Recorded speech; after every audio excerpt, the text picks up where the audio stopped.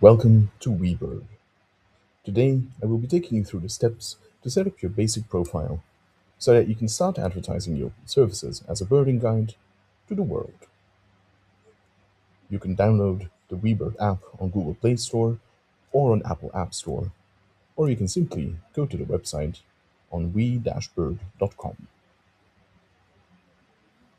Let's make our account now. On the homepage of WeBird, simply go to the top right, click the menu, and go to Sign In, Sign Up. If you want to sign in or sign up with your Facebook or Google account, simply click the relevant icon here and it will take you to this screen. Simply select Guide and it will then ask you which account you wish to sign up with.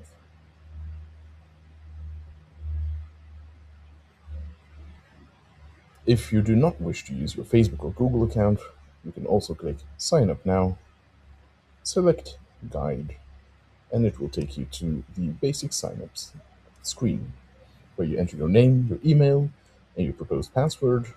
And then, of course, you have to agree to the terms and conditions and privacy policy, and then you click Create Account, at which point an email will be sent to your inbox with further steps.